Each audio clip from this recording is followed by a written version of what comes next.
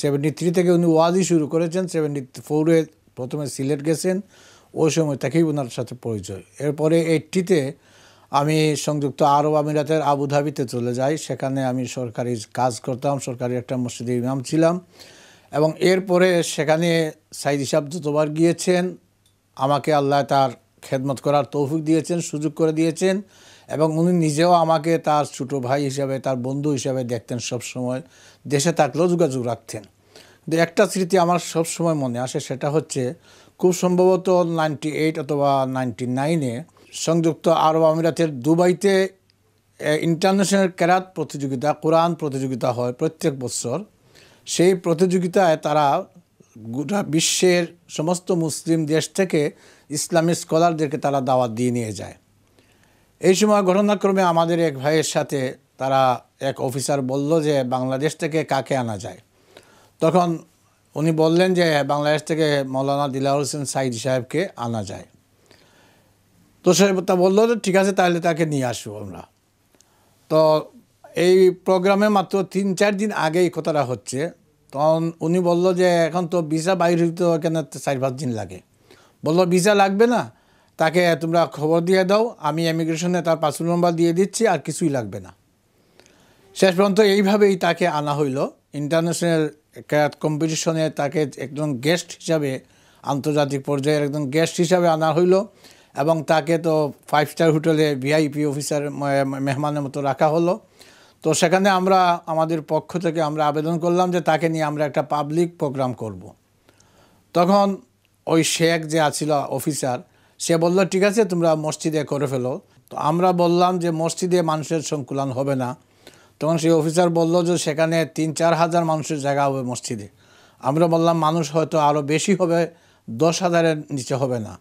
তখন সে খুবই আশ্চর্য হয়ে গেল যে এত লোক হবে একজন মানুষের ওয়াজ শোনার জন্য। আমরা বললাম হ্যাঁ। তখন সে বলল, দুবাই শেখ বলল যে ঠিক আছে, তাহলে তোমরা ঈদগাতে করে ফেলো। দুবাই যে ইন্টারন্যাশনাল ঈদগাহ আছে যেটা, সেই ঈদগাতে তোমরা করে ফেলো। তো আমরা সেইভাবে আমরা আয়োজন করলাম এবং সারা দেশে আমরা প্রোগ্রামের ব্যবস্থা করলাম। শেষ পর্যন্ত সেখানে প্রোগ্রাম হলো। এই প্রোগ্রামের চিফ গেস্ট ছিলেন সেই দেশের অ্যাটর্নি জেনারেল ছিল চিফ গেস্ট, এবং সেও মঞ্চে বসা ছিল। সেখানে মঞ্চ আলাদা করা হয় নাই, শুধু বক্তার জন্য একটা চেয়ার রাখা হয়েছিল। আর বাকিরা আমরা দায়িত্বশীল যারা ছিলাম এবং অ্যাটর্নি জেনারেল সহ আমরা নিচেই আরবি কায়দায় আমরা সবাই বসেছিলাম। এই অবস্থায় সাইদি সাহেব যখন ওয়াজ শুরু করলেন এবং ওয়াজের এক পর্যায়ে তিনি শুরু করলেন যে আপনারা বিদেশে যারা আছেন সবাই আসছেন টাকা পয়সা রুজি রোজগার করার জন্য, কিন্তু একটা জিনিস ভুলে যাবেন না, আমাদেরকে এই দুবাই থেকেও একদিন মাটির নিচে চলে যেতে হবে এবং সেখানে জবাবদিহি করতে হবে। এই জন্য আপনারা সবাই নমাজটা ঠিকমতো পড়বেন।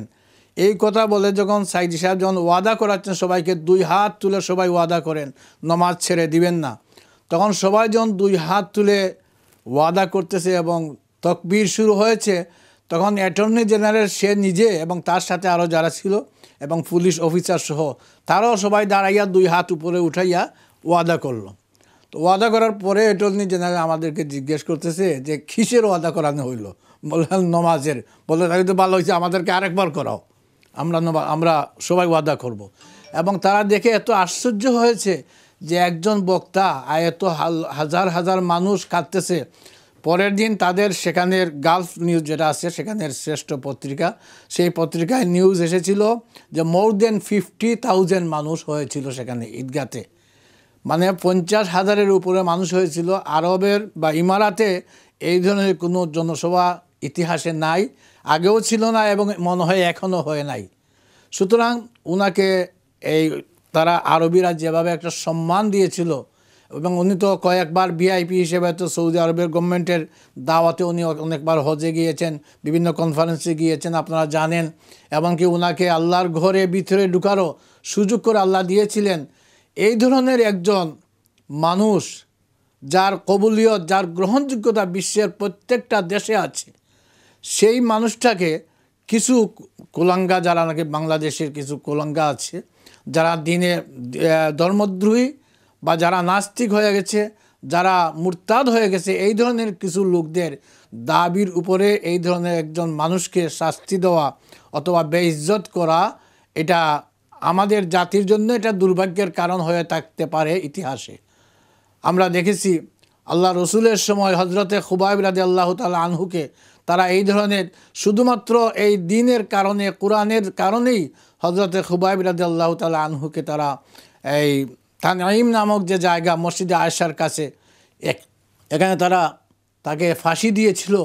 সেই ফাঁসির কাষ্টে হজরত খুবাইব রাদিয়াল্লাহু তাআলা আনহু ফাঁসির কাষ্টে তিনি আল্লাহর কাছে চলে গিয়েছিলেন ফাঁসির মাধ্যমে, এবং সেখানে আল্লাহ রাব্বুল আলামিনের কাছে তিনি এই কথাটাই বলেছিলেন যে হে আল্লাহ, আমি তো এই কলিমা পড়ার কারণেই, তোমার নবীর কাছে এই কলিমা পড়ার কারণেই আমাকে ফাঁসি দেওয়া হচ্ছে, আমার তো আর কোনো দোষ ছিল না। হে আল্লাহ, আমি তোমার কাছে আবেদন করি, তোমার নবীর মুখ মোবারক থেকে আমি যে কলিমা শুনেছিলাম সেই নবীর কাছে আমার শেষ আবেদনটা পৌঁছিয়ে দাও, আমার শেষ সালামটুকু আপনি পৌঁছিয়ে দেন। আল্লাহ রসুল সাল্লাল্লাহু আলাইহি সাল্লাম মদিনার কোনো এক জায়গায় বসা ছিলেন এমন সময় সাহাবায়ে কেরামদেরকে নিয়ে, এবং হঠাৎ করে শুনলেন যে আল্লাহ রসুল বলছেন ওয়া আলাইকাস সালাম ইয়া খুবাইব, ওয়া আলাইকাস সালাম ইয়া খুবাইব। সাহাবায়ে কেরামরা জিজ্ঞেস করলেন ইয়া রাসূলুল্লাহ, খুবাইব তো এখানে নাই, খুবাইব তো মক্কায়। তখন আল্লাহ রসুল বললেন যে এই মুহূর্তে কাফির বেঈমানরা আমার খুবাইবকে ফাঁসি দিয়েছে, এবং তার শেষ আবদার ছিল আল্লাহর কাছে যে আল্লাহ, আমার শেষ সালামটুকুন আল্লাহ তোমার নবীর কাছে পৌঁছিয়ে দাও। জিবরাইল আমিন এইমাত্র এসে আমাকে সেই সালামটা পৌঁছালেন। তাই আমরা দেখি যুগে যুগে এই ধরনের আল্লাহর নামে কুরবানি হয়েছেন অসংখ্য মানুষ, এবং এরাই হচ্ছে মূলত এই নবীর ওয়ারিস যারা, আল উলামা ওয়ারাসাতুল আম্বিয়া বলা হয়েছে, এরাই হচ্ছে নবীর ওয়ারিস। নবী যে কাজগুলা করেছিলেন, নবীর ওপরে তারা যেভাবে গালাগালি করেছিল, জুলুম নির্যাতন করেছিল, দেশান্তরিত করেছিল, ফাঁসির কাষ্টে ঝুলাইবার চেষ্টা করেছিল, হত্যা করার চেষ্টা করেছিল, ঠিক একইভাবে নবীর পথ ধরে যারা চলবে তাদের উপরে এই ধরনের বিপদ আসতেই পারে।